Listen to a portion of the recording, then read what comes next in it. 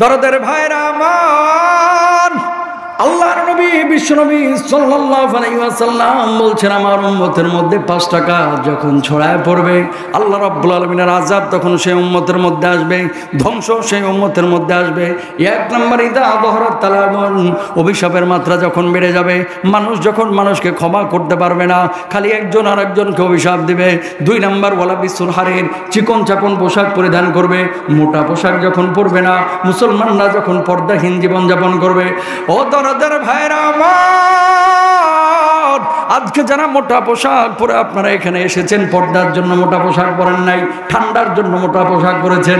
আমার মা বোনেরা যারা আজকে ঢেকে ঢুকে এসেছে, এরা কিন্তু পর্দার জন্য না, ঠান্ডার জন্য অথবা মাহফিলের জন্য। কিন্তু অধিকাংশ মানুষ কিয়ামতের আগে এরা পর্দার খেয়াল করবে না। এমন কিছু নারী বের হবে, নবীজি বলছেন কাপড় পরবে কিন্তু ভিতরে আকার আকৃতি সব বোঝা যাবে। এমন কিছু পুরুষ বাইর হবে, যে পুরুষগুলো সতরগুলোকে উন্মুক্ত করে দেবে। আজকে খেয়াল করে দেখেন, আমার যুবকরা অনেক সময় 4-5 হাজার টাকা নিয়ে মার্কেটে যায়, আর বাজারের সবচেয়ে সেরা জিন্সের প্যান্ট, রং চটা জিন্সের প্যান্ট কিনে নিয়ে আসে, ঠিক কিনা? ঢাকা থেকে এত দূর পর্যন্ত বাবার গল্প, খাজার গল্প, মাজারের গল্প, বাঁশখুঁটির গল্প করার জন্য, তাফসীরের জন্য এসেছি। সূরা আল বাকারার সংক্ষেপে বলে দিই, 245 নম্বর আয়াত তেলাওয়াত করেছি। এই আয়াতের আলোকে আজকে তাফসীর হবে ইনশাআল্লাহ। এখানে হাত তুলতে বললে একজন হাত তুলে দেখাইতে পারবেন না যে আমার জীবনে কোনোদিন বিপদ আসে নাই।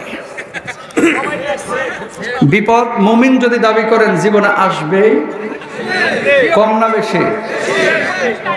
না, মুমিনের জীবনে বেশি বিপদ আসে। আসাদুন নাসি বালাআন আল আম্বিয়া, নবীজির দলিল শুনেন।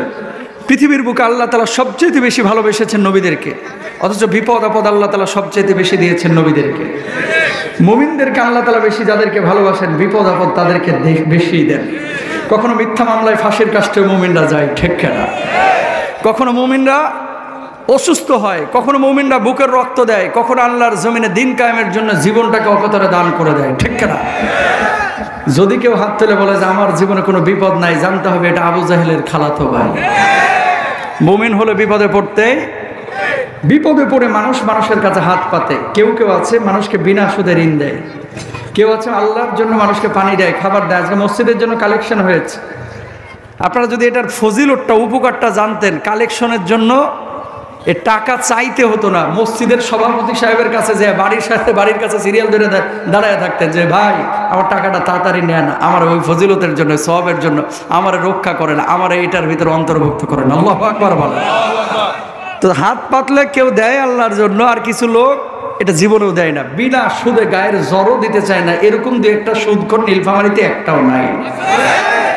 এই এলাকাতেও সুদখোর আছে, সত্যি আছে। একজন দুইজন না, কপালে 6 ইঞ্চি সেজদার কালো দাগ নিয়ে অনেকে সুদ খায়, ঠিক না? তাকান, আল্লাহ তাআলা এই আয়াতে কারিমা আপনার কাছে 2টা জিনিস চাইছে। কয়টা? মানুষ চাইলে যদি মানুষকে দিতে পারেন, আল্লাহ চাইলে কি আল্লাহকে দিতে পারবেন না? কি বলেন হুজুর? আল্লাহ যদি জীবনটাও চায়, আল্লাহর জন্য অনেক মুমিন আছে বুকটা ফাটা জীবনটাকে দিয়ে দিবেন, ঠিক না? এরা হচ্ছে আসল মুমিন। কি চাচ্ছেন আল্লাহ তাআলা? দেখেন, খেয়াল করেন।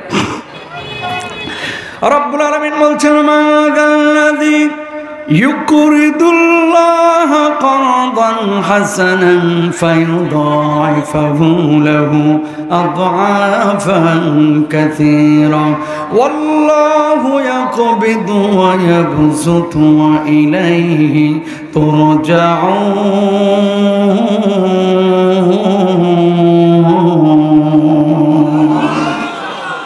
আল্লাহ রাব্বুল আলামিন বললেন, যে ব্যক্তি আল্লাহ রাব্বুল আলামিনকে দুনিয়ার জিন্দেগিতে ঋণ দিবেন, আল্লাহ রাব্বুল আলামিন কিয়ামতের ময়দানে তার জন্য 2 গুণ বদলার ব্যবস্থা করবেন, 3 গুণ বদলার ব্যবস্থা করবেন, 4 গুণ বদলার ব্যবস্থা করবেন। সর্বোপরি আল্লাহ রাব্বুল আলামিন ওই মানুষটার জন্য কিয়ামতের ময়দানে চূড়ান্ত জান্নাতের ফয়সালা করে দিবেন। জোরে বলেন সুবহানাল্লাহ। আয়াতটা যেদিন নাজিল হইল, সাহাবী রিদওয়ানুল্লাহি আনহুম আজমাইন সন্দেহের মধ্যে পড়ে গেছেন, কনফিউশনের মধ্যে পড়ে গেছেন। আসমান বানিয়েছেন আল্লাহ, জমিন বানিয়েছেন আল্লাহ, সব কিছুর মালিক আমার আল্লাহ। সে আল্লাহ রাব্বুল আলামিন কেন মানুষের কাছে ঋণ চাইলো? কিছুই তো বুঝলাম না। কোনো বেজে আল্লাহ নবী জবাব দিলেন, সাহাবীরা রে, আল্লাহ রাব্বুল আলামিন তোর কাছে টাকা চাই নাই, পয়সা চাই নাই, বাড়ি সম্পদ গাড়ি চাই নাই, উট চাই নাই, বরং আল্লাহ রাব্বুল আলামিনের জন্য যেখানে জানের প্রয়োজন সেখানে জান দিবা, যেখানে মালের প্রয়োজন সেখানে মাল দিবা। আল্লাহ রাব্বুল আলামিন এই জান আর মালকে ঋণ বুঝিয়েছেন, বলুন সুবহানাল্লাহ। ইবনে কাসির রাহিমাহুল্লাহ চমৎকার করে ব্যাখ্যা করেছেন, কিয়ামতের ময়দানে এক শ্রেণীর মানুষগুলোর কপালগুলো থাকবে ঘর্মাক্ত, উদ্বিগ্ন, আজকে আমার কি হয়, আজকে আমার কি হয়। এমন মুহূর্তে আল্লাহ রাব্বুল আলামিন ওই মানুষগুলোকে আল্লাহর আদালতের সামনে দাঁড়াবে। আল্লাহ তাআলা ওই মানুষগুলোকে জান্নাতের দরজাগুলো দেখাবে। ও বান্দা, এই যে দরজাগুলো দেখতে পাচ্ছিস, সেই দরজাগুলো কিসের দরজা? মানুষগুলো তখন বলবে, আল্লাহ এই দরজাগুলো জান্নাতের দরজা। আল্লাহ রাব্বুল আলামিন বলবে, জান্নাতে যাইতে কি মন চায়? ফেরেশতারা তখন, মানুষগুলো তখন বলবে, আল্লাহ যাইতে তো মন চাই, যাইতে পারবো কিনা? আল্লাহ রাব্বুল আলামিন ওই মানুষগুলোকে বলবে, আমি আল্লাহ আজকে তোদের কোনো হিসাব দেব না রে, হিসাব নেব না। যা যা যা, জান্নাতের যেই দরজা দিয়ে খুশি সেই দরজা দিয়ে আল্লাহর জান্নাতে চলে যা। মানুষগুলো এবার অবাক হয়ে যাবে আর বলবে, আল্লাহ দুনিয়ার জিন্দেগিতে কেমন কাজ করেছিলাম যার জন্য আজকে জান্নাতের ফয়সালা করলেন? আল্লাহ রাব্বুল আলামিন বলবে, আমি অসুস্থ ছিলাম, আমার সেবা করেছিলে, আমার রাস্তা ছিল না, আমার রাস্তা বানাইছিলে, আমার খাবার ছিল না, আমার খাবারের ব্যবস্থা করেছিলে, আমার ঘর ছিল না, মসজিদ নির্মাণ করেছিলে, আজকে যারা টাকা দিয়েছেন সুবহানাল্লাহ কোন না। এবার আল্লাহ রাব্বুল আলামিন কে মানুষগুলো বলবে, আল্লাহ জীবনে আপনারা কোনোদিন দেখি নাই কিভাবে খাবার দিলাম। রব্বুল আলামিন বলবে, তোর বাড়ির পাশে অভুক্ত মানুষটারা যে খাবার দিয়েছিল, পানি ছিল না, তোর ঘরের দরজা খুলে দিয়েছিলেন, একজন মানুষের টিউবওয়েল উন্মুক্ত করে দিয়েছিলে পানি পানের জন্য, রাস্তা ছিল না, রাস্তা নির্মাণ করে দিয়েছিলে, মসজিদ ছিল না, মসজিদ ঘর নির্মাণ করেছিলে, সিমেন্ট দিয়েছিলি, ইট দিয়েছিলি, রড দিয়েছিলি। আমি আল্লাহ রাব্বুল আলামিন দুনিয়ার জিন্দেগির এই সমস্ত ইহসানগুলোকে, দানগুলোকে নিজের দান হিসেবে কবুল করেছি, মাখলুকের প্রতি ইহসানকে নিজের প্রতি ইহসান হিসেবে কবুল করেছি, আর তার বদলা হিসাবে আমি আল্লাহ রাব্বুল আলামিন আজকে জান্নাতের চূড়ান্ত ফয়সালা করে দিয়েছি। জোরে বলেন সুবহানাল্লাহ, আরো জোরে বলেন। তাকান, আজকে যারা টাকা দিয়েছেন মূলত আল্লাহর অ্যাকাউন্টে কর্জে হাসানা দিয়েছেন। আল্লাহু আকবার বলেন। এই যে এই আয়াতের তাফসীর অনুযায়ী আল্লাহর অ্যাকাউন্টে জমা দিচ্ছেন। তাকান, টাকা দিলে, মানুষকে খাওয়াইলে, মসজিদে সিমেন্ট দিলে যদি আল্লাহকে দেওয়া হয়, আল্লাহর জন্য বুকের রক্ত যদি জমিনে দেন, তাহলে টাকার চাইতে দাম কম না বেশি? এই যে আবু সাইদ যে বুকের রক্ত দিছে, বুকটা যে পেতেছে এমনি এমনি পাতে নাই, নাস্তিক মুরতাদ কাফের বেঈমানদের কথা শুনে বুকটা পেতে নাই, বুকটা পেতেছে মূলত শাহাদাতের তামান্না নিয়ে শহীদ হওয়ার জন্য। ঠিক না হুজুর? একে আল্লাহ রাস্তায় লড়াই করছে, শহীদ হলো কিভাবে? ওমান মাতা ফিল গরিকি ওমান মাতা ফি সাবিলিল্লাহি ওমান মাতা ফিল হারিকি ওমান মাতা ফিল বাবতুনি ফাহুয়া শাহীদুন। সুবহানাল্লাহ। কোন নবীজি বলছে, আগুনে পুড়ে কেউ মারা গেছে, শহীদ। মায়ের পেটের মধ্যে মা সন্তান জন্মদানের সময় মারা গেছে, শহীদ। পানিতে পুড়ে মারা গেছে, শহীদ। আগুনে ডুবে মারা গেছে, শহীদ। আল্লাহ রাস্তায় লড়াই করে মারা গেছে, শহীদ। নিজের হক আদায়ের ক্ষেত্রে জালেমের সামনে রোশানলে পড়ে মারা গেছে, শহীদ। কেউ যদি নিজের হক আদায়ের জন্য এভাবে বুকটা পেতে দেয়, তাকে শাহাদাতের মর্যাদা দেন আমার আল্লাহ। আবু সাইদরাও মুগ্ধরাও শাহাদাতের মর্যাদা পাবেন ইনশাআল্লাহ। ঠিক না? তাকান এবার, নবীজি বলেছেন কিয়ামতের আগে মসজিদে মুসল্লির সংখ্যা বাড়বে, ইমানদারের সংখ্যা কমবে। আজকের বাংলাদেশে মুসল্লি বাড়তেছে, দাড়িওয়ালা টুপিওয়ালা বাড়তেছে, নামদারি মুসলমানের অভাব নাই। আসল মুসল্লি ইমানদার, আল্লাহর জন্য জান দেওয়া, মাল দেওয়া ইমানদারের বড্ড অভাব, বড্ড অভাব, বড্ড অভাব। বোঝেন নাই কথা? নামাজ পড়তে রাজি আছে, রোজা করতে রাজি আছে, হজ যাকাত করতে রাজি আছে, কিন্তু আল্লাহর জমিনে আল্লাহর দিন কায়েমের জন্য বুকের রক্ত দেওয়া, ইসলামের আইন বাস্তবায়নের জন্য চেষ্টা প্রচেষ্টা চালানো, এই জায়গাটাই অনেকেই কিন্তু রাজি নাই। ঠিক না? এই জন্য এলাকায় যদি কোনো হিন্দুও ভোটে দাঁড়ায়, অনেক সময় হিন্দুকে মুসলমান ভোট দেয়, আছে না? আয়াতটা যেদিন নাজিল হলো, খেয়াল করেন, পরবর্তী দিন আবু বকর রাদিয়াল্লাহু তাআলা গিয়েছে মদিনার বাজারে। ইয়াহুদি কোনা থেকে ঠেস মেরে আবু বকর বলতেছে, কি গো আবু বকর, তোমার নবী এতদিন বললো সব কিছুর মালিক তোমার আল্লাহ, এটা আবার কেমন আল্লাহ? এই আল্লাহ দেখে মানুষের কাছে ঋণ চায়, তার মানে তোমার আল্লাহ একটা ফকির। নাউজুবিল্লাহ বলবেন না? ইয়াহুদি দ্বিতীয়বার আবার বলছে তোমার আল্লাহ ফকির। আবু বকর গরম হয়ে গেছে, নরম মেজাজের মানুষ।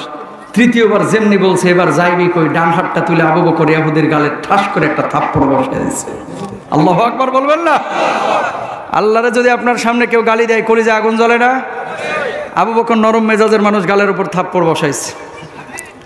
এবার ইহুদি গালের মধ্যে হাত দিয়া আল্লাহর নবী বিশ্বনবী সাল্লাল্লাহু আলাইহি ওয়াসাল্লামের কাছে দিলেন। দৌড় যাওয়ার পরে বললেন, ওগো মুহাম্মদ সাল্লাল্লাহু আলাইহি ওয়াসাল্লাম, কি শেখান আপনি সাহাবীদেরকে? কি শেখান? কয় কি হয়েছে? কয় আপনার সাহাবীরা তো শুধু ইহুদি ধরে ধরে মারে। কে মারছে তোমারে? কয় আপনার আবু বকর মারছে। আল্লাহর নবী বললেন, আমি বিশ্বাস করি না, আমি বিশ্বাস করি না আমার আবু বকর অন্যায় ভাবে কাউরে মারতে পারে না। কয় আপনার আবু বকরের ডাকেন। আল্লাহর নবী এবার ডাক দিলেন, আবু বকর, কি শুনলাম তোমার ব্যাপারে, তুমি নাকি ইহুদিরে মারছো? আবু বকর জবাব দিলেন, ওগো নবীজি, এই জালেম এমন একটি অন্যায় কাজ করেছে যে অন্যায়ের ব্যাপারে আমি নিজেকে কন্ট্রোল করতে পারি নাই। কয় কি অন্যায় করেছে? ওগো নবীজি, গতদিন যে আয়াতটা নাজিল হয়েছে, আয়াতের অপব্যাখ্যা করে একবার না, দুইবার না, তিনবার আমার আল্লাহ রাব্বুল আলামিনকে ফকির মিসকিন বলে গালি দিয়েছে, এই জন্য আমি তারে মারছি। আল্লাহর নবী ইহুদিকে বললেন, কি রে ইহুদি, কেন আমার আল্লাহর গালি দিয়েছিস, আয়াতের অপব্যাখ্যা করেছিস? ইহুদি জবাব দিল, আবু বকর মিথ্যা কথা বলছে, আপনার আল্লাহর গালি দেই নাই। নবীজি চিন্তার মধ্যে পড়ে গেলেন, আবু বকর বলছে গালি দিয়েছে, ইহুদি বলতেছে গালি দেয় নাই, আবার বিচার চাচ্ছে। নবীজি এই কারণে চিন্তা করছেন যদি বিচার না করে গোটা মদিনায় ছড়ায় দিবে। আল্লাহর নবী নিজের গোত্রের লোক দেখে বিচার করে নাই, ঠিক কিনা? এবার আল্লাহর নবী আবু বকরকে বললেন, আবু বকর, তুমি নাকি মিথ্যা কথা বলছো? আবু বকর জবাব দিলেন, ওগো নবীজি, ঈমান আনার পর থেকে আবু বকরের জবান দিয়ে কোনোদিন মিথ্যা কথা বাইর হয় নাই। মেরাজের পরে সর্বপ্রথম স্বীকৃতি আমি দিয়েছিলাম, আপনি তো আমার সিদ্দিক উপাধি দিয়েছিলেন, আমি সত্য কথা বলছি, ইহুদি মিথ্যা কথা বলছে। আল্লাহর নবী বললেন, আবু বকর, মানলাম তুমি সত্য বলছো, ওই জায়গায় গিয়ে কোনো সাক্ষী ছিল নাকি? আবু বকর জবাব দিলেন, ইয়া রাসূলুল্লাহ,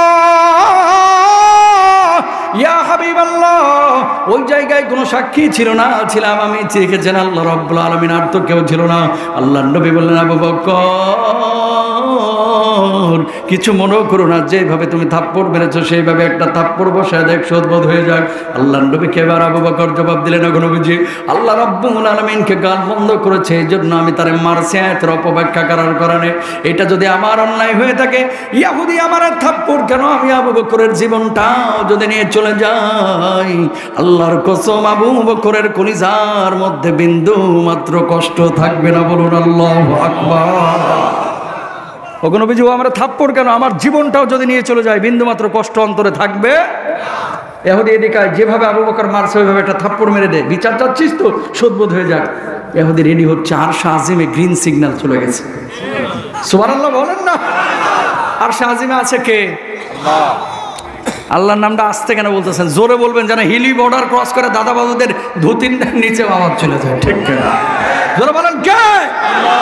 আর জোরে বলেন কে? তর্জন গর্জন ভুলে গেছেন, এর লেগেই তো মিনমিন সাংবাদিকরা সুযোগ নিচ্ছে, ঠিক কিনা? ওই যে ময়ূখ রঞ্জন ঘোষ একটা বাইর হয়েছে না, অসত্যের মিথ্যার ডিলার, এই বদমাশ আমারে নিয়ে নিউজ করছে কলকাতা নিউজে 4 দিন না 5 দিন আগে আমারে নিয়ে নিউজ করছে।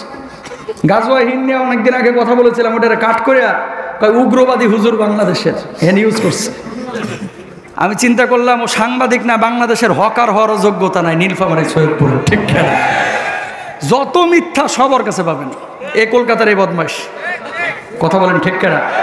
আমি জানি নীলফামারীতে অনেক হিন্দু আছেন, মাহফিলেও 2-1 থাকতে পারেন, আপনারা আমাদের ভাই, আপনাদেরকে ভালোবাসি আমরা। কখনো আমরা বলি নাই কোনো হিন্দুকে আঘাত করতে, কখনো বলি নাই খ্রিস্টানকে আঘাত করতে, বরং ভালোবাসা দিবেন, তাদেরকে মহব্বত করবেন।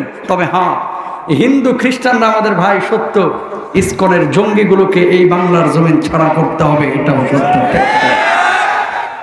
5ই আগস্টের পরে আমার মাদ্রাসার ছাত্ররা মন্দিরে গিয়ে, বাচ্চারা ওই মন্দিরে যাতে করে হামলা না হয়, আঘাত না আসে, এই জন্য সারা রাত জাগিয়েছে, বেশ কয়েকদিন ফজরের আজান দিয়েছে, সকালবেলায় রাস্তার মধ্যে দাঁড়িয়ে ফজরের নামাজ আদায় করে বাড়িতে চলে গিয়েছে।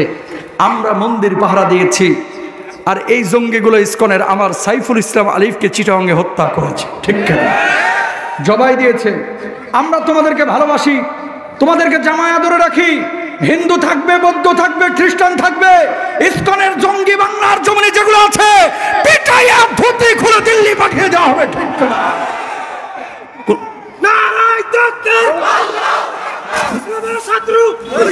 প্রিয় ভাইরা আমার, কোন ইসকনের জঙ্গি আপনার এলাকায় যদি থাকে, এই সমস্ত জঙ্গিগুলোকে ধরে পুলিশের হাতে তুলে দেবেন, ইনশাল্লাহ বলেন, জোরে বলেন। হিন্দুদের সাথে ভালো আচরণ আমরা করব, কিন্তু ইসকনের সাথে আমাদের কোনো সম্পর্ক নাই, এরা আমার মুসলমানকে হত্যা করেছে, ঠিক কিনা? এরা আমার মসজিদ ভেঙেছে, যে আমার মসজিদে আঘাত করতে পারে সে আমার বন্ধু হতে পারে না, ঠিক না? প্রিয় ভাইরা আমার, যেখান থেকে কথা বললাম, আবু বকর রেডি, ইহুদিরে নবীজি বলছে একটা থাপ্পড় বসায় দেয়, আর সাজিমে গ্রিন সিগন্যাল চলে গেছে। আল্লাহ রাব্বুল আলামিন দ্রুত এমার্জেন্সি কল, কারে? জিবরিল আমিনরে, তাড়াতাড়ি আয়, মুহূর্তের মধ্যে আমার হাবিবের কাছে গিয়ে হাজির হওয়া, আর যায় বল খবরদার ইহুদির হাত যেন আবু বকরের গালি স্পর্শ না করে, মেসাকার হয়ে যাবে কিন্তু। আর আবু বকরের পক্ষে সাক্ষী করতেছিল আমার নবী, আমার নবীকে গিয়ে বল আবু বকরের পক্ষে দুনিয়ার কোনো সাক্ষীর প্রয়োজন নাই, আমি আল্লাহ রাব্বুল আলামিন আরশ আজিম থেকে আবু বকরের পক্ষে সাক্ষী হয়ে গেলাম। আরো জোরে বলেন সুবহানাল্লাহ। একজন মানুষের পক্ষে সাক্ষী দিলেন কে? আল্লাহ। তাহলে সেই মানুষটার আমলের পাল্লাটা উন্নত নাকি অনুন্নত? উন্নত। সুবহানাল্লাহ। জিবরিল আমিন আল্লাহর নবী বিশ্বনবী সাল্লাল্লাহু আলাইহি ওয়াসাল্লামের কাছে চোখের পলক ফেলানোর আগে হাজির। ইয়া রাসূলুল্লাহ, ইয়া হাবিবাল্লাহ, কি বিচার আপনি করছেন? আল্লাহ রাব্বুল আলামিন কিন্তু সব কিছু দেখছেন। ও জিবরিল আমিন, কি হয়েছে, কি হয়েছে? আপনি বিচার করছেন, আপনি তো বিচারটা ঠিক করতেছেন না। ইহুদি মিথ্যা কথা বলছে, আবু বকর সত্য কথা বলছে, আপনি সাক্ষী খুঁজছিলেন, আবু বকরকে মারার জন্য বলেছেন। ও আল্লাহর নবী, খবরদার খবরদার, ইহুদিকে সামলান, ইহুদির হাত যেন আবু বকরের গালে স্পর্শ না করে। দুনিয়ার কোনো সাক্ষীর প্রয়োজন নাই, দুনিয়ার কোনো সাক্ষীর প্রয়োজন নাই, স্বয়ং আল্লাহ রাব্বুল আলামিন আর শাজিম থেকে আবু বকরের পক্ষে সাক্ষী হয়ে গেছে। আল্লাহর নবী এই নেন আয়াত 4 নম্বর পারা 13 নম্বর পৃষ্ঠা শুরুর অংশ আয়াত নাজিল হয়ে গেল। লাকাদ সামিআল্লাহু কাওলাল্লাযীনা ক্বালু ইন্নাল্লাহা ফাকীরুন ওয়া নাহনু আগনিয়া।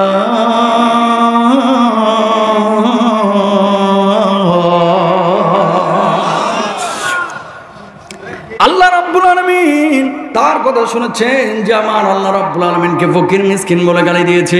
আমার আল্লাহ ফকির না, আমার আল্লাহ মিসকিন না। যারা আল্লাহকে গালি দেয় তারাই সব চাইতে বড় বড় কুলুঙ্গার, ফকির মিসকিন, এই জমিনের সব চাইতে নিকৃষ্ট জীব তারাই, ঠিক কিনা? আবু বকর আপনার আমার চাইতে নামাজ কম পড়ছে না বেশি? আসতে বলেন না, জোরে বলেন। রোজা কম করছে না বেশি? হজ কম করেছে না বেশি? যাকাত কম করেছে না বেশি? তাহাজ্জুদ কম না বেশি? আপনাকে এমপি সাহেব নারায়ণগঞ্জের প্রতিদিন 70 থেকে 80 রাকাত তাহাজ্জুদ পড়েছে, আবু বকরের চাইতে বেশি। ইবলিসও বিশ্বাস করবে না, কথা কর ঠিক কিনা? আবু বকর নামাজ রোজা সবই বেশি করলো, কিন্তু আল্লাহর জমিন, আল্লাহর কোরআনের স্বার্থ আসলো, আবু বকর গর্জে উঠলো। এই জমিনের দিকে এবার তাকান। নবীজি বলছেন ইউসবিহুর রাজুলু মুমিনা ওয়া ইউমসি কাফিরা। সকালবেলায় মুমিন থাকবে, সন্ধ্যাবেলায় হয়ে যাবে কাফের, সন্ধ্যাবেলায় থাকবে মুমিন, সকালবেলায় হয়ে যাবে কাফের। এই জামানা চলতেছে, সেই জামানা। অনেকের ঈমান নাই, ও জানেও না যে ওর ঈমান নাই, ঠিক কিনা? তাকান, নামাজ রোজা হজ যাকাত ফরজ আল্লাহ তাআলা কোরআনুল কারীমের মাধ্যমে আমাদেরকে জানাইছে। সে আল্লাহ কোরআনে বলল সুদ খাওয়া হারাম। হাজার হাজার না কোটি কোটি বাঙালি আছে যারা নামাজও পড়ে আবার সুদও খায়। অস্বীকার করতে পারবেন? তাহলে আপনি একদিকে নামাজ পড়ে একটা ফরজ মানলেন, তো সুদ যে বর্জন করে এটাও তো ফরজ, এটা মানলেন না কেন? ঘোরায় বেচায় বাঙালি জায়েজ করতে চায়, একটু একটু খাইলেও কিছু হয়। এটা সুদ লয়, ইন্টারেস্ট লয়, মুনাফা লয়, আছে না নাই? জোরে বলেন। ও প্রিয় ভাইরা আমার, এই বাংলার জমিনে মুসলমানদের ধর্মীয় আবেগ বেশি, ধর্মীয় জ্ঞান কম। এই ধর্মীয় জ্ঞান কম, এই জন্য মানুষ নামাজ রোজা হজ যাকাত 5-6টা মানুষ বিষয়কে ইসলাম মনে করে, অন্যান্য বিষয়গুলোকে ইসলাম মনে করে না। কোরআন যদি বাংলার জমিনে থাকতো, সুদ থাকতো না, ঘুষ থাকতো না, জেনা থাকতো না, চুরি থাকতো না। সবাই একমত না দ্বিমত? একমত তো। দুনিয়ার একটা উদাহরণ দিই। ইমাম বুখারী রাহিমাহুল্লাহর দেশ উজবেকিস্তান। আমার প্রোগ্রাম ছিল কিছুদিন আগে, গেলাম উজবেকিস্তানে। যাওয়ার পরে এই উজবেকিস্তানের সামারকান্দে ইমাম বুখারী রাহিমাহুল্লাহর কবর জিয়ারত করলাম। বুখারায় জিয়ারতের পরে সামারকান্দে এসেছি। জোহরের নামাজ আদায় করার পর এক মসজিদে ঢুকলাম, দেখলাম সমস্ত মুসল্লিরা মোবাইল ফোন মানিব্যাগ পেছনে রেখে সামনে নামাজ আদায় করতেছে। একজন মুসল্লির পকেটে মোবাইলও নাই, মানিব্যাগও নাই। চিন্তা করলাম আল্লাহ বাঁচাইছে যে মসজিদটা ঢাকার গুলিস্তানের কোনো মসজিদ। কথা বলেন না কেন? ওই দেশের মধ্যে মোবাইল মানিব্যাগে কেউ হাত দিচ্ছে না, হাজার হাজার মোবাইল মানিব্যাগ মসজিদে মুসল্লিরা পেছনে রেখা সামনে নামাজ আদায় করতেছে। ইমাম বুখারীর দেশ। আর আমার দেশের মধ্যে মসজিদে মুসল্লির জুতাও নিরাপদ না। কথা কন না কেন? সত্য না মিথ্যা? আর টিভি যে লাইভ করি প্রতি রোববার সন্ধ্যায়, একদিন বলছি দামি জুতা নিয়ে মসজিদে যায়েন না, নামাজ হবে না। একজন শ্রোতা লেখছে, কেন বললেন আগে পিছে শুনে নাই। আমি বললাম 3400 টাকার জুতা নিয়ে মসজিদে ঢুকবেন, ঢুকার পরে সূরা ফাতিহা শেষ হয়ে ওয়ালা দলিন মেরে টান মারবেন, আমিন বলার পরে একটা ধাক্কা মারবেন যে 3400 টাকার অ্যাপেক্স আছে না গেছে। কথা কোন ঠিক না? দামি জুতা নিয়ে মসজিদে গেলে নামাজের মধ্যে মনটা বারবার জুতার দিকে যায় যে আছে না গেছে, আছে না গেছে। এই জন্য বলছি দামি জুতা নিয়ে নামাজে যায় না, নামাজ হবে না। কথা কোন ঠিক না? এদেশের মধ্যে মসজিদের জুতা নিরাপদ না, আর ওই দেশে মোবাইল মানিব্যাগ নিরাপদ। পার্থক্য একটাই, কোরআন আছে, চোর নাই। কোরআন থাকবে না, চোরের আখড়া তৈরি হবে। ঠিক না ভাইরা? সকালবেলায় মুমিন থাকবে, সন্ধ্যাবেলায় কাফের হয়ে যাবে। কি বলবো ভাই, সারা পৃথিবীর বুকে মুসলমানরা মার খাচ্ছে। ফিলিস্তিনে মার খাচ্ছে, সিরিয়ায় মার খাচ্ছে, লেবাননে মার খাচ্ছে। কেন মার খাচ্ছে? কেন? কারণটা কি বলেন তো? একটাই কারণ, মুসলমানরা নিজেরা কামড়া কামড়ি, আর ইসলামিস্টরা ইসলামের যতটা ক্ষতি করতেছে, হিন্দু খ্রিস্টানরা ইসলামের অতটা ক্ষতি করে না। ইস্তেমার ময়দানে মুসলমানকে মারতেছে কে? মুসলমান। রাজনৈতিক দাঙ্গা যে বাঁধে, মাঝে মাঝে মারামারি হয়, আওয়ামী লীগ বিএনপিকে মারে, বিএনপি আওয়ামী লীগকে মারে, অমুক দলকে মারে। এই মারামারিগুলো হয় কার মধ্যে? মুসলমানের মধ্যে। অথচ একটা বার তার বিবেক কাজ করে না যে কারে মারতেছে, ও তো আমার ভাই, আমার জানাজাতে ওই প্রথমে আসবে। ঠিক কিনা ভাইরা? এই যে দাঙ্গাগুলো, বুকে হাত বাঁধে, এরা মুসলমান মনে করে না। নাভির নিচে যে হাত বাঁধে, কয় আমি ঠিক আছি, ও ভুল। শুনেন, ইখতিলাফি মাসাইলগুলোকে এই জায়গায় রাখেন, কিন্তু মুসলমানদের ঐক্য রক্ষা করা এটা মুসলমানদের জন্য ফরজ। হাত বাঁধা সুন্নত, আমিন বলা মুস্তাহাব, সুন্নত। এগুলোকে নিয়ে কখনো বিভাজন, গ্রুপিং আমরা কেউ করবো না, ইনশাল্লাহ। বলেন না? আরো জোরে বলেন। দরদের ভাইরা আমার, আল্লাহর নবী বিশ্বনবী সাল্লাল্লাহু আলাইহি ওয়াসাল্লাম বলছেন, আমার উম্মতের মধ্যে 5টা কাজ যখন ছড়ায় পড়বে, আল্লাহ রাব্বুল আলামিনের আযাব তখন সেই উম্মতের মধ্যে আসবে, ধ্বংস সেই উম্মতের মধ্যে আসবে। 1 নম্বর, ইদা যহরাত তালাবুন, অভিশাপের মাত্রা যখন বেড়ে যাবে, মানুষ যখন মানুষকে ক্ষমা করতে পারবে না, খালি একজন আর একজনকে অভিশাপ দিবে। 2 নম্বর, ওয়ালা বিসুল হারির, চিকন চাকন পোশাক পরিধান করবে, মোটা পোশাক যখন পরবে না, মুসলমানরা যখন পর্দাহীন জীবনযাপন করবে। ও দরদের ভাইরা আমার, আজকে যারা মোটা পোশাক পরে আপনারা এখানে এসেছেন, পর্দার জন্য মোটা পোশাক পরেন নাই, ঠান্ডার জন্য মোটা পোশাক পরেছেন। আমার মা বোনেরা যারা আজকে ঢেকে ঢুকে এসেছে, এরা কিন্তু পর্দার জন্য না, ঠান্ডার জন্য অথবা মাহফিলের জন্য। কিন্তু অধিকাংশ মানুষ কিয়ামতের আগে এরা পর্দার খেয়াল করবে না। এমন কিছু নারী বের হবে, নবীজি বলছেন কাপড় পরবে কিন্তু ভিতরে আকার আকৃতি সব বোঝা যাবে। এমন কিছু পুরুষ বাইর হবে, যে পুরুষগুলো সতরগুলোকে উন্মুক্ত করে দেবে। আজকে খেয়াল করে দেখেন, আমার যুবকরা অনেক সময় 4-5 হাজার টাকা নিয়ে মার্কেটে যায়, আর বাজারের সবচেয়ে সেরা জিন্সের প্যান্ট, রং চটা জিন্সের প্যান্ট কিনে নিয়ে আসে। ঠিক কিনা? আছে না নাই? মেয়েরা উটের পিঠের মতো খোপা করা শুরু করবে, ওপরে পোশাক পরবে, ভেতরের আকার আকৃতি বোঝা যাবে। আছে না? নিচে কি পরে বোঝা যায়? আমি বলছি না সেদিকে তাকাবেন, কিন্তু রাস্তা দিয়ে যখন হেঁটে যায়, ফেসবুকে যখন ছবি আপলোড করে, আহা, এগুলোকে পর্দার বিষয় মনেই করে না। আর যুবকরা আপনাদের এলাকার বাপের থেকে টাকা নিয়ে যায় মার্কেটে, কুত্তায় কামড়ায় রাখছে, বিলায় সাইটে রং উঠায় রাখছে, এরকম প্যান্ট কিনে নিয়ে এসে পড়তেছে। আছে না নাই? হারাম কোনো যুবকে কাজ করবেন না। নবীজি বলছে মুসলমানরা মার খাবে যদি এই ধরনের পর্দাহীন কোনো আচরণ করে। তাকান কি বলছেন, লা ইয়াকুনান্না মিন উম্মতি আকওয়ামুন ইস্তাহিল্লুনাল হিরা ওয়াল হারিরা ওয়াল খামরা ওয়াল মাআজিফ। জোরে সোরে একবার বলেন নাউযুবিল্লাহ। আরো জোরে বলতে হবে। শেষ জামানায় আমার উম্মতের মধ্যে এক শ্রেণীর উম্মত আসবে যারা জেনা ব্যভিচারকে হালাল মনে করবে। আজকে অধিকাংশ যুবক যারা অবৈধ প্রেম করে, রিলেশন করে, জিএফ বিএফ যাদের আছে, গার্লফ্রেন্ড বয়ফ্রেন্ড, এরা এই জিনিসটাকে বৈধ মনে করে, অনেকেই করে। প্রেম করতেছি, করি না, বিয়ের সময় বাপ মার পছন্দ মতো একটা করব, আল্লাহ মাফ করে দেবে। অনেক সময় বাপ মা এমন কথা বলে, এই বয়সে একটু একটু করে, কথা কর না কেন? আছে না নাই? এই জামানায় বিয়েটা হয়েছে কঠিন, জেনাটা হয়েছে সহজ। ঠিক কেন? বিয়ে কঠিন কেন হয়েছে? কারণ নিজের পায়ে আগে দাঁড়াক, তারপরে বিয়ে দেব। আর মেয়ের বাপ কিছু আছে এই এলাকাতেও, পুরো বাংলাদেশে মেয়ের বয়স হয়ে যাচ্ছে 32 বছর, এখনো বিয়ে দেয় না। কেন? এর টার্গেটই হচ্ছে জন্মের পর থেকে মেয়েটাকে সরকারি চাকরিজীবীর হাতে তুলে দেব। সরকারি চাকরিও পায় না, এই মেয়েকে বিয়েও দেয় না। শুনেন, সরকারি চাকরি আর বেসরকারি চাকরি দিয়ে মেয়ে সুখী হয় না। মেয়ে সুখী হয় যেই জিনিসটা দিয়ে, সেটা হচ্ছে আল্লাহর দিন। আল্লাহর দিন, আল্লাহর দিন। যেই ছেলের মধ্যে দিন আছে ওই মেয়ে সুখী হবে। দিন নাই, এসালম গ্রুপের মালিকের ছেলে হলো ওই পরিবারের শান্তি নাই। ঠিক না? একমত না দ্বিমত? আরো জোরে বলেন। বিয়েগুলোকে কেন কঠিন করতেছেন? বাপ রে বাপ, যদি শুনছে সরকারি চাকরি, দাঁত দুইটা না থাক, সুন্দর মেয়েকে বিয়ে করে নিয়ে চলে যায়। কথা কন না কেন? ল্যাংড়া হোক লুলা হোক, সরকারি চাকরি হলেই চাইছে হয়েছে। আর ছেলেটা নামাজি মুত্তাকি পরেজগার, ব্রয়লার মুরগির ফার্ম আছে, আমার মেয়ের লিপস্টিকের টাকা দিতে পারবো? আছে না এরকম কিছু জানেন? সত্যি করে বলেন, আছে না নাই? আবার হাতটা দিয়ে বুকে বুকে হাতটা দিয়ে বলতেছি ভাই, কলিজার মধ্যে কথা লিখে নিয়ে যান। এই পৃথিবীর বুকে টাকা দিয়ে মানুষ সুখী হয় না, সুখী হইতে লাগে দিন। ইমামকে বেতন দেন কত? 10,000, 12,000। মুখটার মধ্যে সবসময় হাসি লেগে থাকে, বউ বাচ্চাকে পর্দা করায়, ছেলে মেয়ে মানুষ হয়। কোনো ইমামের ছেলেকে দেখবেন না মদখোর গাঁজাখোর, কারণ কি হালাল খাচ্ছে, ছেলেগুলোকে আল্লাহ মানুষ করতেছে। এলাকার মধ্যে 5 লাখ 7 লাখ টাকা কিছু মানুষ কামায়, অবৈধ ইনকাম। ছেলে মেয়ে খালি পালসার হুন্ডায় গিয়ার মারে, মেয়ে গিয়ে ঢাকা বিশ্ববিদ্যালয়ের আশপাশে খালি ঘুরে পোলা বান্নে, একদিন এক একটার সাথে খ্যাপে মারে, খ্যাপ মারে, খ্যাপ মারে। ঠিক বাস্তব কথা ভাই, আপনি হারাম খাবেন, ছেলে মেয়ে মানুষ হবে না। ঠিক না? খাইবেন হারাম, বউটা সারাক্ষণ হারামের মধ্যে ডুবে থাকবে, সিনেমা দেখে, নাটক দেখে। আরে বাবা বাবা, আমার কাজিনদের সাথে চ্যাটিং করতেছি, কাজিনদের সাথে চ্যাটিং। মা, তোমার পেটটা বড় দামি, তোমার পেট থেকে মিজান আজহারি বাইর হয়, তোমার পেট থেকে আল্লামা সাইদি বের হয়, তোমার পেট থেকে আল্লামা মামুনুল হক বের হয়। ঠিক কেন? এই পেটটাকে পবিত্র রাখবা, ছেলে মেয়ে ভালো হবে।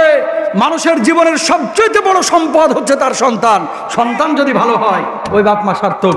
সন্তান যদি নষ্ট হয়ে যায়, এই টাকা যা রেখে যাচ্ছেন, আপনি মরবেন, আর এই ছেলে খালি বউ নিয়ে থাইল্যান্ডে ঘুরবে, জমি বেচবে আর খাবে, বেচবে আর খাবে, বেচবে আর খাবে, বেচবে আর খাবে, লাস্টে এসে ভিক্ষা করবে। কথা বলেন ঠিক না? অনেক ছেলেবেলা আছে এখানে, বাপ সম্পত্তি রেখে গেছে 20 বিঘা, এক কাঠাও সম্পত্তি নেই, সব বেঁচে গেছে। কথা বুঝতে পেরেছেন? তো নবীজি বলছেন বিয়েটাকে সহজ করতে। সরকারি চাকরি বেসরকারি চাকরি দেখবেন না। নবীজি বিয়ে করার ক্ষেত্রে ছেলেদের 4টা গুণ দেখতে বলেছে। জোরে বলেন, কয়টা? যুবকরা আজকে বিপদে পড়বি ভাই তোরা। এখন এই 4 গুণ না থাকলে কোনো মেয়ে তোদের সাথে বিয়ে দিবে না। তাহলে এই 4টা গুণ আমাদের অর্জন করতে হবে, ইনশাল্লাহ বলেন না? জানার দরকার আছে। কেন? শুনেন, এই বাংলার জমিনে পরিবার ব্যবস্থাটা যেভাবে ভেঙে পড়েছে, গত 1 বছরে ঢাকা সিটির মধ্যে তালাকের আবেদন পড়েছে 59,000। সুবহানাল্লাহ বলবেন নাকি? নাউজুবিল্লাহ বলেন। 59,000 তালাকের আবেদন পড়েছে, যেখানে 78% তালাক শিক্ষিতদের মধ্যে, অশিক্ষিতরা তালাক দেয় কম। 81% তালাক হচ্ছে মেয়েদের পক্ষ থেকে ছেলেদেরকে। 89% তালাকের কারণ হচ্ছে পরক্রিয়া। শিক্ষিত বাড়ছে, পরক্রিয়াও বাড়ছে। ঠিক না? পরিবারটাকে যদি ঠিক করতে চান, 4টা জিনিস দেখেছে মেয়েকে বিয়ে দিবেন ছেলেদের সাথে। 1 নাম্বার, ছেলেটা তাকওয়াবান কিনা। 2 নাম্বার, ছেলেটা দায়িত্ববান কিনা। 3 নাম্বার, ছেলেটা মাল আছে কিনা, টাকা পয়সা আছে কিনা বউ পালার মতো। 4 নাম্বার, ছেলেটা লজ্জা আছে কিনা। ওসমান রাদিয়াল্লাহু তাআলা আনহুর মধ্যে 4টা গুণ ছিল। এই জন্য নবীজি 1 মেয়েকে না 2 মেয়েকে ওসমানের হাতে তুলে দিয়েছিলেন। জোরে বলেন সুবহানাল্লাহ। নবীজির 2 মেয়েকে বিয়ে করেছে 1 ওসমান, একটা মারা গিয়েছে, আরেকজনকে নবীজি তার হাতে তুলে দিয়েছেন। কয়টা গুণের কারণে? আরো জোরে বলেন, কয়টা? আর আমার দেশের বাপেরা যখন মেয়ের জন্য জামাই খুঁজে ঘটকের মাধ্যমে অথবা কোনো মানুষের মাধ্যমে, প্রথমে জিজ্ঞেস করে ছেলে করে কি। কথা কয় না। বাপের উচিত ছিল ছেলে নামাজ পড়ে কিনা। প্রথম প্রশ্ন কি? ছেলে নামাজ পড়ে কিনা। আহা, মুখে দাড়ি থাকে, কই ছেলে তো শিবির করে, এর সাথে বিয়ে দেওয়া যাবে না। শিবির সোনালী মানুষ তৈরি করে, হেফাজত সোনালী মানুষ তৈরি করে, চোর ডাকাত তৈরি করে না। ঠিক না? সুতরাং প্রিয় ভাইরা আমার, এই 4টা গুণ দেখে মেয়েদেরকে বিয়ে দেবেন। মেয়েদের 4টা জিনিস দেখবেন। লিম্বা লিহা, সম্পদ আছে কিনা। ওয়ালি জামা লিহা, মেয়ের সৌন্দর্য আছে কিনা। 3 নাম্বার, ওয়ালি হাসাবিহা, মেয়ের বংশ মর্যাদা কেমন। যেই মেয়ের মা ভালো, এই মেয়ে ভালো। কথা কয় না? আপনার মাকে দিয়ে খোঁজ নেবেন যে মেয়ের মাটা কেমন। আশপাশের ভাবিদের কাছে, মরিয়ম সালমা ভাবিদের জিজ্ঞেস করলেই পাবেন যে এই মেয়ের মা কেমন। যদি দেখেন মা ভালো, জানবেন গাছ ভালো, ফলও ভালো হবে। কথা বলছেন? ওয়ালি হাসাবিহা, বংশমর্যাদা দেখবেন। 4 নাম্বার ওয়ালি দীনিহা, নবীজি বলেছেন দিনদারিতা আছে কিনা। দিনদারিতা যদি কোনো মেয়ের থাকে, চোখ বন্ধ করে বিয়ে করে ফেলান। জাতের মেয়ে, কালা ভালা, মেয়েও একটু কালো হোক। ছেলে যদি আব্দুল কাদের জিলানির মতো, আল্লামা মামুনুল হকের মতো, মিজান আজহারের মতো হয়ে যায়, পৃথিবীর বুকে আপনার চাইতে সার্থক আর কেউ নাই। ঠিক না? জোরে বলেন সুবহানাল্লাহ। তো 2 নাম্বার কারণ মুসলমান মার খাওয়ার, সেটা হচ্ছে জেনা ব্যভিচারকে মুসলমান হালাল মনে করতেছে। 3 নাম্বার, অশারিবুল খুমুর, মদ। আচ্ছা, আমি একটু দ্রুত কথা বলতেছি সময় কমের কারণে, আপনারা আবার এটা অন্য ভাবে নিয়েন না। কথা বুঝলেই হয়েছে। হ্যাঁ, এত খাতির জমায় আলোচনার সময়টা আজকে নাই। অশারিবুল খুমুর, মদ পানের প্রবণতা বেড়ে যাবে। মদ পানের প্রবণতা। মুসলমান, আমার লেবানন সফর ছিল কিছুদিন আগে ভাই, বিশ্বাস করেন মুসলিম দেশ, খ্রিস্টান অর্ধেক, মুসলমান অর্ধেক। স্পিকার, প্রধানমন্ত্রী মুসলমান, আর এক ধর্মীয় কিছু লিডার আছে খ্রিস্টান। ভাই টুপি পরে দাঁড়ায় মদ খাইতেছে। আমি বললাম ভাই তুমি মদ খাও কেন, তুমি তো মুসলমান। আমার বলতেছে কোত্থেকে এসেছো? আমি বললাম বাংলাদেশ থেকে এসেছি। আজকে কী বার? আমি বললাম শনিবার। মদ যদি শনিবারে না খায় সারা সপ্তাহটা শরীরটা মেজ করে। কি বলবো, মিডিল ইস্টে তো আপনারা অনেকে সফর করেছেন, আমি ভাই বহু দেশ সফর করি প্রতি বছর, ভাই হিসাব করে শেষ নাই। আল্লাহ তাআলা অনেক দেশ সফর করাইছে। আমি যে কথাটা বলতে চাচ্ছি, সারা মুসলিম বিশ্বে মদে সয়লাভ হয়ে গেছে ভাই, ডিউটি ফ্রি মদ চলতেছে। চা আপনি হাত বাড়াইলে যেমন আপনার দেশে পান, ওই দেশে হাত বাড়াইলে মদ পাওয়া যায়। মুসলমান মার খাবে না কেন? আপনার এলাকায় দেখেন অনেকে মদ পান করে, অনেকে ইয়াবা সেবন করে, বিড়ি সিগারেট অনেকেই খায়। গায়ে লেখা আছে ধূমপান মৃত্যু ঘটায়, ধূমপান স্বাস্থ্যের জন্য ক্ষতিকর। একমাত্র খাবার যার প্যাকেটে লেখা আছে খাইলে মরবি, তারপরেও পাবলিক খায়। কথা কন না কেন? টিউমার দিয়ে পুজ বাড়াচ্ছে এরকম ছবি থাকে, তারপরেও খায় না। এই কথাটা যদি কেকের প্যাকেটে অথবা বিস্কুটের গায়ে লেখা থাকতো, এই বিস্কুট মৃত্যু ঘটায়, এই বিস্কুট ক্যান্সার ঘটায়, যেই দোকানদার এই বিস্কুট বা কেক বেচতো এরা হয়তো বা লাঠি দিয়ে পিডিয়া মেরে হেলাইতো। কথা বলেন না কেন? তো বিস্কুটের প্যাকেটে লাগাইলে লেখলে তুমি মারবা, আর বিড়ির গায়ে লেখলে তুমি খাইবা। হুজুর পেট ক্লিয়ার হয় না। এই ধরনের নেশা জাতীয় জিনিস খাওয়া যাবে যাবে? আর মাজারপন্থী যেগুলা কিছু লোক আছে, কয় 2.2 পয়েন্ট গাঁজা খাওয়া যায়। দলিল কি? কয় গাইন যাবর গা, ঝা যাবর যা, খা যাবর খা, গাঁজা খা, এই যে জায়েজ। ওটা যদি জায়েজ হয় তোর জন্য, তাহলে গাইন পেশ গু, খা যাবর খা, গু খা, তোর জন্য এটা জায়েজ। কথা বলেন ঠিক করে? নেশা জাতীয় কোনো জিনিসের ধারে কাছে আমরা যাবো না, ইনশাল্লাহ বলেন। আরো জোরে বলেন। মুরব্বীদেরকে বলবো, এই যুবকরা এরা যদি চায় রাতারাতি নীলফামারীকে মাদক মুক্ত করে ফেলতে পারে। যুবকরা যদি চায়, যুবকরা তোমরা উদ্যোগী হও যে গোটা নীলফামারী সৈয়দপুরে আমরা মাদক রাখবো না, ইনশাল্লাহ বলো। আরো জোরে বলো। যৌতুক আমরা নিব না, ইনশাআল্লাহ। 3 নাম্বার গেল। 4 নাম্বার আল্লাহ রাসূল বলছেন ওয়াত্তাখাদুল কিয়ান, গায়ক গায়িকা নায়ক নায়িকারা নিজেদেরকে নেই, এদেরকে মানুষ আদর্শের মানদণ্ড মনে করবে। 5 নম্বর আল্লাহর নবী বলছেন ওয়াক্তাফার রিজালু বির রিজাল, নারীতে নারীতে আর পুরুষে পুরুষে সমকামিতায় নিমজ্জিত হবে। মুসলিম বিশ্ব তখন মার খাবে। জোরে সোরে বলেন নাউজুবিল্লাহ। ও দরদের ভাইরা আমার, বাপ ছিল মুসলমান, দাদা ছিল মুসলমান, এই জন্য ইমানদার হয়েছে। ইমানের কদর আমরা করতে জানি না। আল্লাহর নবীর একজন সাহাবী আব্দুল্লাহ জুলবাজাদাইনি বানানোর পরে কি করেছিল দেখেন। ওনার কবরটাও আমি জিয়ারত করেছি প্রায় 1 বছর আগে তাবুকের মধ্যে। আব্দুল্লাহ জুলবাজাদাইন আল্লাহর নবী সাল্লাল্লাহু আলাইহি ওয়াসাল্লামের কাছে এসে বসে থাকে।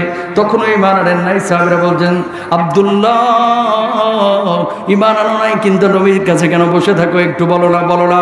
এবার আব্দুল্লাহ জবাব দিলেন, না করো না, আমি ঈমান আনি নাই, কিন্তু ওনার কথা শুনলে আমার ভালো লাগে, কলিজাটা ঠান্ডা হয়ে যায়, এই জন্য আমি তার কাছে এসে বসে আছি।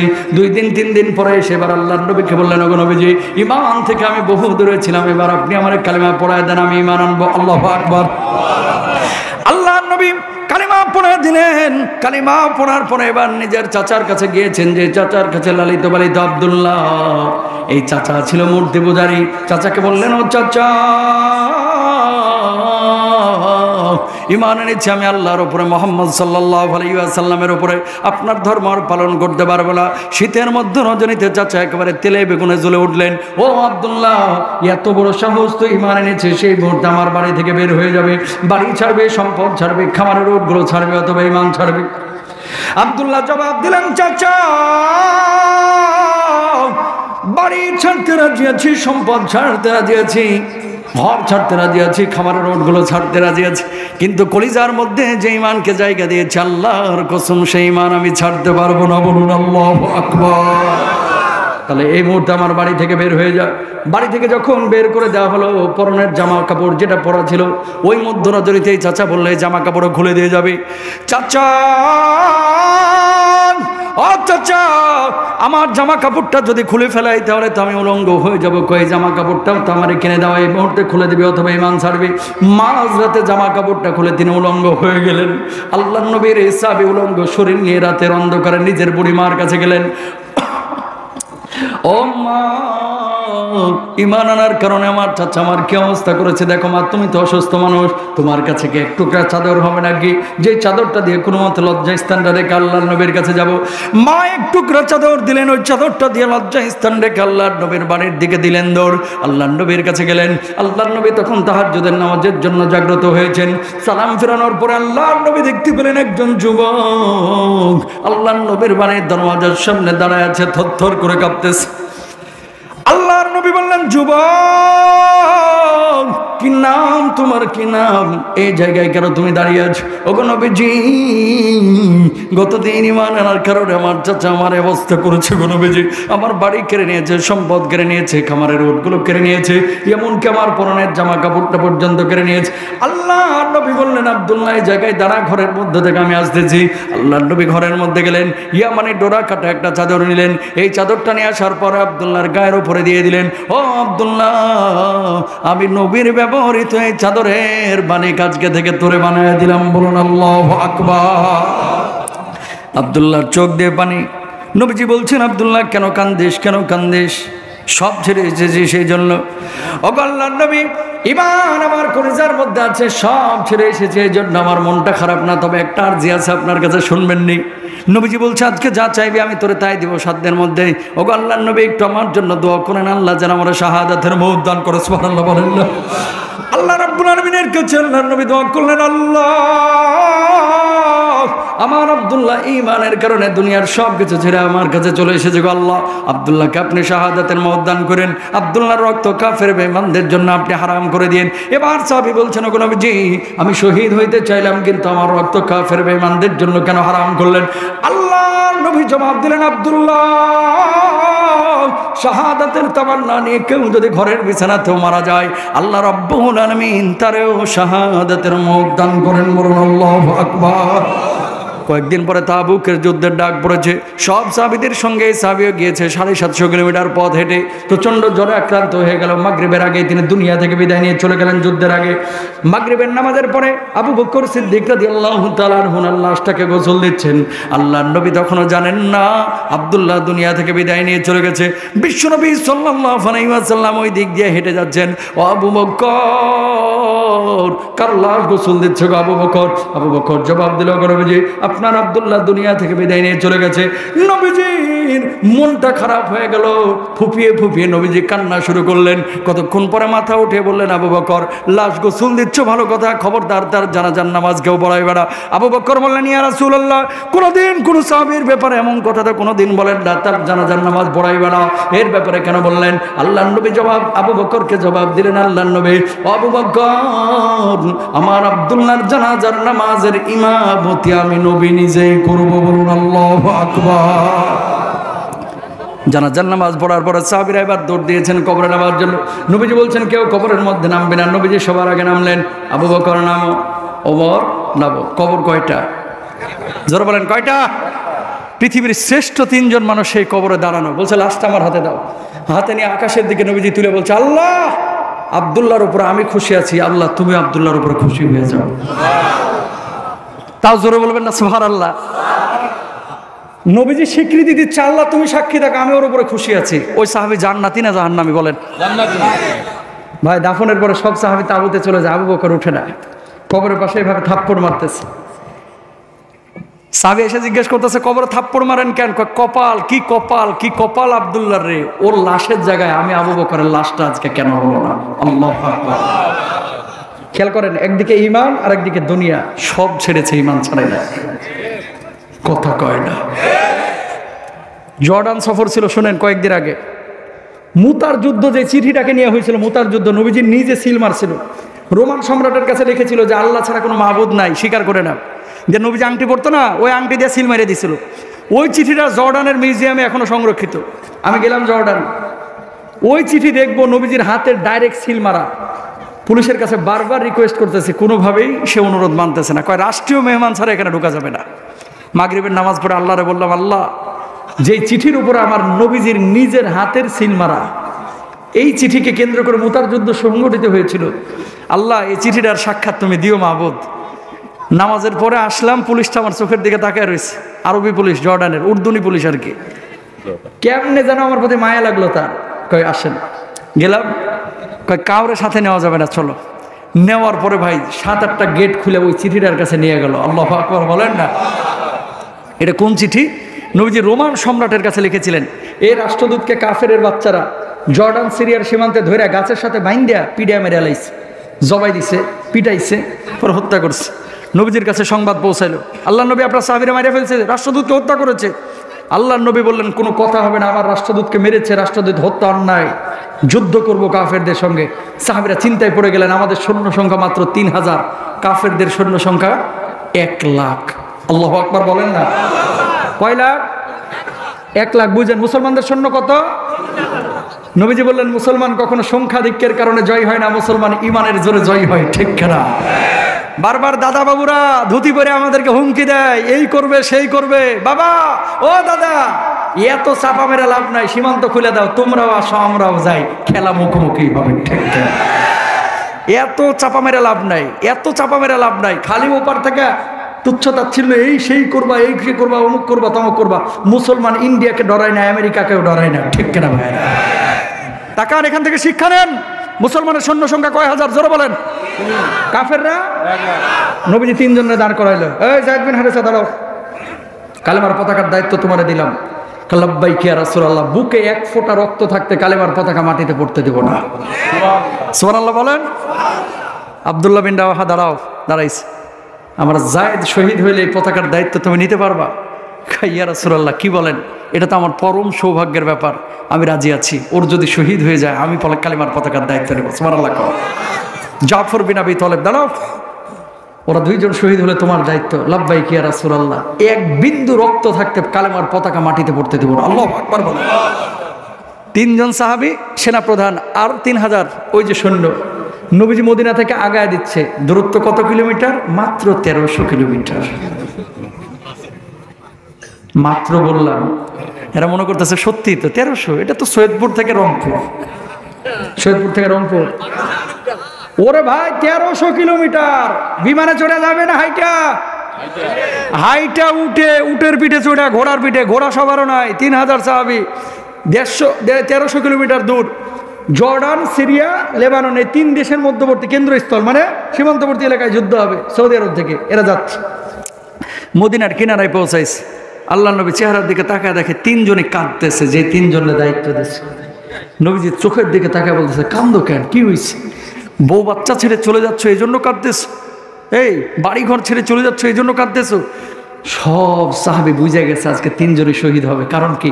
অন্য যুদ্ধে নবীজি দায়িত্ব দেয় 1 জনরে, এখানে দিয়েছে 3 জনরে, তার মানে 3 জনই শহীদ হবে। আল্লাহু আকবার। কাঁদতেছে 3 জন। কিরে, বউ বাচ্চার কথা মনে পড়তেছে, স্ত্রীর কথা, বাড়ির কথা। 3 জন চোখের পানি মুছে বলছে, ইয়া রাসূলুল্লাহ, স্ত্রীর জন্য কাঁদতেছি না, বাচ্চার জন্য কাঁদতেছি না, কাঁদতেছি এই কারণেই আমরা শহীদ হয়ে যাব। বুঝে গেছি শাহাদাতের তামান্না এটা তো আমাদের কলিজায় জন্মের পর থেকেই আছে, ঈমান আনার পর থেকেই আছে। ওগো নবীজি, কাঁদতেছি একটাই কারণ, আপনার নূরানি মুখখানা আর দেখতে পাবো না, এই জন্য কাঁদতেছি। আল্লাহু আকবার। একটাবার বলে নাই যে নবীজি আমার বাড়িতে কাজ আছে। একটাবার খেয়াল করেন তো, এই জামানায় যদি নবীজি বলতো কাউকে জিহাদে যাইতে হবে, আব্দুল্লাহ দাঁড়াও, আল্লাহ নবী, আমার মেয়ের তো দাখিল পরীক্ষা, এখন কেমনে জিহাদে যায়? কথা বলেন না। আল্লাহ নবী, আমার তো ধান পেকে গেছে, আল্লাহ নবী, আমার তো আলু তুলতে হবে, এরকম বলতো কি বলতো না? আর এই 3 জন সাহাবী কোনো কথা নাই, সামিআনা ওয়া আতানা। জিহাদের ময়দানে গেল। যায়েদ বিন হারেসা প্রথম শহীদ, দ্বিতীয় শহীদ আব্দুল্লাহ বিন রাওয়াহা, তৃতীয় জাফর বিন আবি তালেব। ডান হাতে কালেমার পতাকা নিয়েছে, ডান হাতে দেওয়া হলো কোপ, হাতটা কেটে পড়ে গেছে। বাম হাত দিয়ে ধরছে, বাম হাতে কোপ, হাত কেটে পড়ে গেছে। বাহু দিয়ে ধরছে, তরবারি দিয়ে কোপানো শুরু করেছে, কালেমার পতাকা মাটিতে পড়ে গেছে। পায়ের উপরে কোপ, কালেমার পতাকা মাটিতে পড়েছে। দাঁত দিয়ে কামড়ায় ধরে রাখছে, পতাকা পথ করে উঠতেছে। মুখের উপর তরবারি দিয়ে আঘাত, শেষমেশ শাহাদাতের অমীয় সুধা পান করলেন, কালেমার পতাকা নিলেন। খালিদ বিন ওয়ালিদ রাদিয়াল্লাহু তাআলা আনহু, নবীজির কাছে ততক্ষণে সংবাদ পৌঁছায় গেছে, আল্লাহর নবী আপনার 3 জন সাহাবী আল্লাহর জমিন থেকে বিদায় নিয়ে শহীদ হয়ে আল্লাহর কাছে চলে গেছে। বলুন আল্লাহ। নবীজি মদিনায় মসজিদে নবীর পাশে বসা, চোখ দিয়ে পানি পড়তেছে। সাহাবীরা বলছেন, ইয়া রাসূলুল্লাহ, কান্দেন কেন? নবীজি কোনো জবাব দেয় না, আকাশের দিকে তাকায় বলছে, ওয়া আলাইকুম আসসালাম। নবীজি কার জবাব দিলেন? আল্লাহর নবী জবাব দিলেন, আমার যায়েদ বিন হারেসা, আব্দুল্লাহ বিন রাওয়াহা, জাফর বিন আবি তালেব শহীদ হয়েছে। আল্লাহ তাদের শাহাদাতে এমন খুশি হয়েছেন, হাজার হাজার সাহাবী নিযুক্ত করে সম্বর্ধনা দিতে দিতে আল্লাহ রাব্বুল আলামিন তাদেরকে জান্নাতে নিয়েছেন। আমারে সালাম দিয়ে জাফর গিয়েছে। আল্লাহু আকবার। দরদের ভাইরা আমার, বডি খোলা হলো জাফরের। কয়টা তরবারির কোপ ছিল জানেন? টোটাল 92টা তরবারির কোপ এই 3.5 হাত বডির মধ্যে দেওয়া হয়েছিল। আল্লাহু আকবার বলেন না। এই ইসলাম এমনি এমনি আসে নাই ভাই। ইমানদার দাবি করা সহজ, ইমানের দাবিগুলো পূরণ করা অনেক কঠিন। 2টা মিসাল থেকে বুঝেছেন। 3 নম্বর মিসাল, নবীজি মক্কা থেকে মদিনায় আসলেন। অনেক সময় ছোট ছোট বাচ্চারা মুরব্বী মানুষ এলাকায় অচেনা দেখলে গোতায় বলে, দাদা কোত্থেকে আইছেন? কথা বলেন ঠিক না? নবীজির কাছে 2টা ছোট্ট বাচ্চা, একটার বয়স 8 আর একটার বছর 10। আয়সা বলতেছে, কি গো আপনারা তো এলাকায় দেখি নাই, সবাই সালাম কালাম দেয়, আপনি কোত্থেকে আইছেন? আমার নাম মোহাম্মদ সাল্লাল্লাহু আলাইহি ওয়াসাল্লাম, আমি এসেছি মক্কা থেকে। বাবারা আমার তোমরা দেখো না এর আগে। আপনি মক্কা থেকে কেন আইলেন? সত্য প্রচার করেছি, কাফেররা আমার তাড়ায় দিয়েছে জুলুম করে। আপনার উপরে সবচেয়ে বেশি জুলুম করছে কে? আবু জেহেল তার নাম। 2 ভাই এখান থেকে উঠে চলে গেছে, যে বলে ভাই এত ভালো মানুষ রে, এই আবু জাহিল্লা যে কষ্ট দিছে, কোনোদিন যদি আবু জাহিল্লারে আমগো সামনে পাই, আবু জাহিল্লারে একদিনকে আমাদের একদিন। একটার বয়স 10 বছর আর একটার বয়স কয় বছর? 8। কত? 8। কয়েকদিন পরে বদরের যুদ্ধের ডাক। সংক্ষেপে বলে দিই, নবীজি গোটা মদিনায় ছড়ায় দিল, জিহাদে যাইতে হবে, সবাই একত্রিত হও। সাহাবীরা একত্রিত হয়েছে। কানা ল্যাংড়া বুবা, কানে শুনে না, বয়রা বুড়া থুরা যা আছে সব চলে গেছে নবীজির ডাকে। সুবহানাল্লাহ বলবেন না? যুদ্ধে কি কানা ল্যাংড়া বুড়া এগুলো নেওয়া যাবে? নবীজি দাঁড় করা বলছে, তোমরা সব বাবা আইছো, সরে যাও। বাড়িতে গিয়েছে ওই ছোট্ট 2জন, যে দেখে মা কান্দে, হাউমাউ করে কাঁদতেছে। গেট নক করে বাচ্চা 2জন ঢুকে বলতেছে, মা কান্দেন কেন? সবাই গেল বদরের যুদ্ধে, প্রতিটা বাড়ি থেকে একজন করে গিয়েছে। আজকে তোর বাপটা জীবিত থাকলে তোর বাপটাও বদরের যুদ্ধে যাইতো। মায়ের চোখের পানি মুছে দিয়ে বলতেছে, মা আমাদের 2 ভাইকে পারমিশন দাও, নবীজির ওই জিহাদি দলে আমরাও সামিল হব। বয়স একটার 10 আর একটার 8। মা চোখের পানি মুছে বলছে, এতদিনে মনে হচ্ছে পেটটা আমার সার্থক, তোদেরকে জন্ম দিয়েছি, আমার পেটটা গর্বিত পেট। সুবহানাল্লাহ বলেন। 2 ভাই গিয়েছে, দেখে সব বড় বড় মানুষগুলো দাঁড়ানো। এই জিহাদের ময়দানের সিরিয়াল ধরলে নবীজি তো প্রথমে না করে দিবে।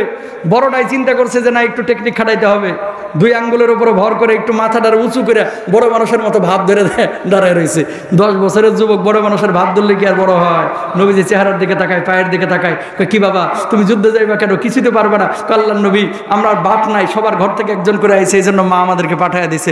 নবীজি বলছে, না, আবেগের জায়গা না, জিহাদ করতে হবে শক্তিশালী মানুষদের জন্য জিহাদ, তোমার জন্য না। মায়ের খেদমত করো সব বাবা। আল্লাহর নবী, কোন মায়ের? তোমার মায়ের। মাই তো আমাদেরকে জিহাদে পাঠাইছে। সুবহানাল্লাহ কোন না? আল্লাহর নবী বলছে, কবুল, যাও বাইরে যাও, সরে যাও, তোমাকে নেওয়া হবে। পেছনে ছোট ড্রাইভার দাঁড়াইছে। আল্লাহর নবী বলছে, কি ব্যাপার, তুমি কেন? আল্লাহর নবী, বড়টারে নিলে আমারে নেবেন না কেন? কেন, কি হয়েছে? ওর চাইতে আমার শক্তি বেশি। আল্লাহর নবী বলছে, না পারবা না, হবে না, বাড়িতে চলে যাও। আল্লাহর নবী ছাড়েন না, মা পাঠায় দিছে, আসছি। আপনি পরীক্ষা করেন। কেমনে? কুস্তিতে লাগান, যদি না পারি তাহলে আমারে ছেড়ে দিয়েন। কার সাথে? বড়টার সাথে, হচ্ছে আমার শক্তি বেশি। আল্লাহর নবী বলছে, এই বড়জন এদিকে আয়, লাগ দেখি কুস্তিতে যেটা পারবে এটারে নেব। ছোটটা বড়টার কানে কানে যায় বলতেছে, কি ভাই, জীবনও তো তোর লোকে পারতাম না, আমি ধাক্কা মারলে নিচে পড়ে যাবি, তোরা যাইতে ধর্ম বাস। আল্লাহর নবী বুঝবে যে আমার অনেক শক্তি। আসলে বড়টা নিচে পড়ে গেছে। নবীজি বলছে, 2 জনই কবুল। জিহাদের ময়দানে গিয়েছেন, সব সাহাবীরা কাফেরদেরকে তালাশ করে করে হত্যা করতেছে, মুখোমুখি লড়াই হচ্ছে। ছোট 2 ভাই আর জিহাদ করতেছে না, খালি ঘুরতেছে। আব্দুর রহমান ইবনে আউফরে পেয়েছে। চাচা, ও চাচা, এই জিহাদের ময়দানে আবু জাহিল্লা কোনটা? বুঝেন নাই কথা? খুচরা কাফের মারবে না, প্রথমে 6 মারবো। কথা বুঝেন নাই? প্রথমে কি ছক্কা বড়টারে মারবে, খুচরা কোনো কাফেররে মারবে না। কথা বুঝেন নাই? চাচা কাফের কোনটা? ওই যে উপরে পাহাড়ের উপরে তর্জন গর্জন দিচ্ছে, এটাই আবু জাহেল। ছোট 2 ভাই সিকিউরিটি ভেদ করে কেমনে যেন ভিতরে ঢুকে গেছে, তরবারিটা বের করে আঘাত যে করবে, হাতে তো পায় না। ছোট মানুষ আবু জাহেল্লা ঘোড়ার পিঠে, ছোটটাই বড়টারে বলতেছে, ভাই উপরে নামেরা ঘোড়ার পা 2টা কেটে দেন, তাহলে আবু জাহেল্লা পড়লে আমরা সাইজ করব। ঘোড়ার পায়ে আঘাত করা হয়েছে, আবু জাহেল নিচে পড়েছে। আব্দুল্লাহ ইবনে মাসউদ মাথার চুলগুলো ধরে কল্লার উপরে তরবারি দিয়ে আঘাত করে দেহ থেকে কলাটা আলাদা করে দিয়েছে। আল্লাহু আকবার। ও মুসলমান, কলিজা আগুন জ্বলে না? আহা, শেষ আবু জাহেলের পাঠ। হাতের উপরে কোপ দিয়েছে বড় ভাই, হাতটা ঝুলে পড়ে গেছে, চামড়ার সাথে একটু ঝুলতেছে। ঝোলা হাত নিয়ে যুদ্ধ করা যায়নি। বড় ভাই চিন্তা করতেছে, এই হাত নিয়ে কেমনে যুদ্ধ করব। বাম পায়ের উপরে ডান হাতটা রেখে ডান মেরে হাতটাকে ছিঁড়ে দূরে নিক্ষেপ করে জিহাদের ময়দানে ঝাঁপিয়ে পড়েছে। আল্লাহু আকবার বলেন। সেই ইসলাম আমরা পেয়েছি, এমনি এমনি আসে নাই।